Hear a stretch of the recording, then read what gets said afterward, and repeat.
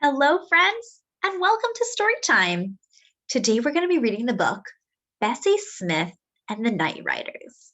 This book is written by Sue Stoffacher and illustrated by John Holyfield. So this is the front cover, this is the back cover, and this is the spine. And the spine says Bessie Smith. Okay, friends, let's get started. Bessie Smith and the Night Riders.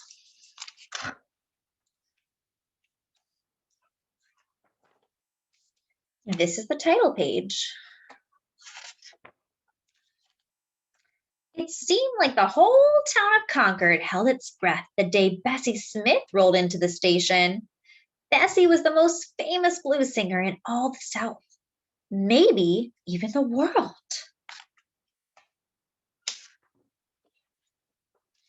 I wanted to be the very first to see Bessie's train car, the one made special just for her. Folks said it was twice as big and 3 times as fine as the ones the rich folks rode from Atlanta. And there it was, cutting through the dust. Then, just like a dream, Bessie swung up the top step in a red dress and a feather boa. Right here, there she is.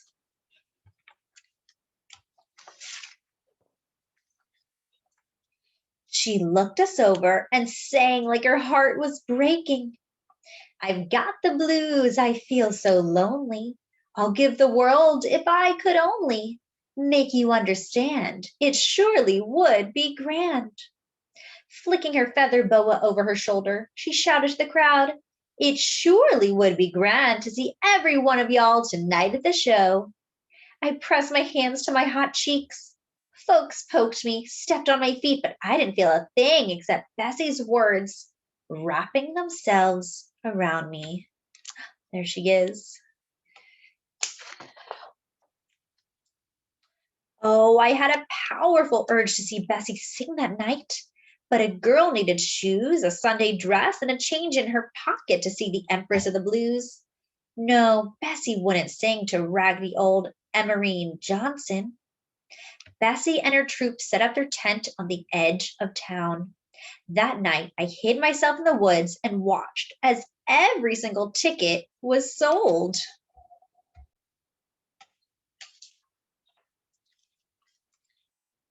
When the last man crushed his cigar in the dirt and went inside, I snuck right up close.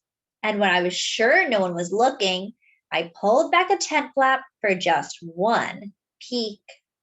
The band was taking the stage. Men practically jumped out of their seats to get the first look.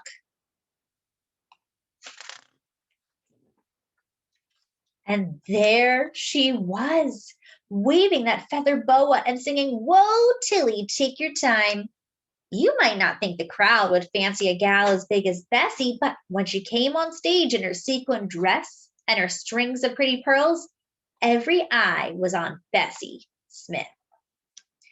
That band could play something fierce, and Bessie belted out one song after the other.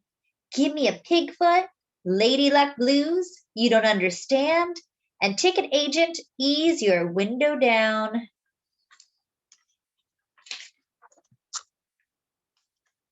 Just as she finished singing, I'm out here for trouble, I've got the Black Mountain Blues, I heard a strange sound outside.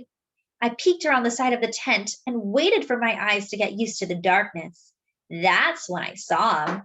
2 figures covered in white sheets, working tent stakes out of the earth. Uh-oh. The Night Riders had come for Bessie. This is not good. What is Emmarene gonna do?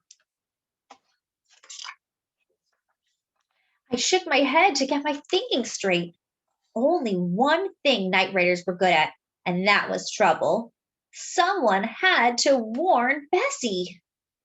I ran past the lanterns at the entrance to the tent and rushed toward the stage. The music stopped. It's the Night Riders, Bessie, I managed to gasp. Some folks run from trouble. Not Bessie. She headed right past me and toward the opening of the tent. Oh, what is she going to do? How is she going to protect everyone? When we stepped outside, we saw that a dozen men on horseback had joined the other two. They held their torches high and they stared at Bessie. Y'all best get ready to meet your maker, a voice shouted out. That's when I realized those men were planning to burn Bessie's tent to the ground with all those black folk inside. Uh-oh, this is really not good. What can Bessie Smith do? That didn't sit too well with Bessie. She started cussing up a blue streak.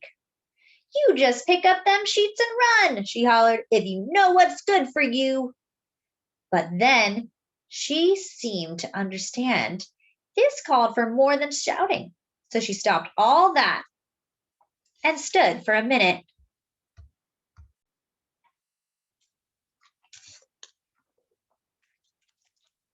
She started flapping her arms real slow, and she gave one of those low moans she was so famous for. A moan that said, I may be down and out, but I ain't gonna take it no more. Her dress shimmered in the light of all that fire as she ran toward the night riders. Folks said afterward Bessie looked like pearly bright phoenix bird rising up to the promised land.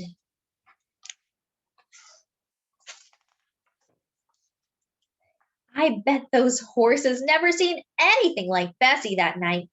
The lead man's horse reared right up. His torch grazed the poor animals behind and set it off like a firecracker straight into the line of horses. They bolted too. Other torches got dropped. A couple of sheets caught fire. By then, the clansmen were yelping up a storm as they took off back to the woods. It was a right funny sight, but nobody laughed. No, Bessie, she stood still, breathing heavy. She waited a long while, looking up at the stars.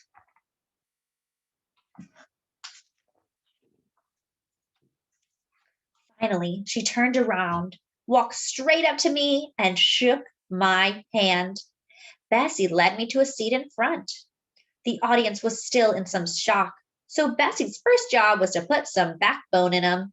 She sang Take Nobody's Business and I Ain't Gonna Play No Second Fiddle.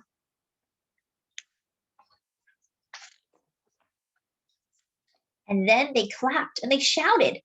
Because she drew the trouble from their souls with her big voice, she sent those troubles flying over the treetops, free on the night air. No, sir, I'll never forget the night that Bessie Smith scared off the night raiders. That was the night I learned you can look the devil in the eye and spit on the ground. That was the night I decided that if Bessie Smith wasn't going to take no mess, then neither was Emmarene Johnson.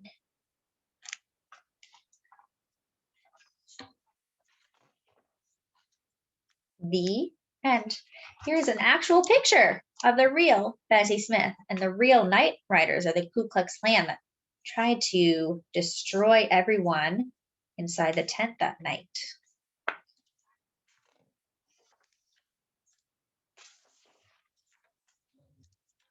The end. So this book was called Bessie Smith and the Night Riders. Thanks for coming to Storytime, friends, and I'll see you next time.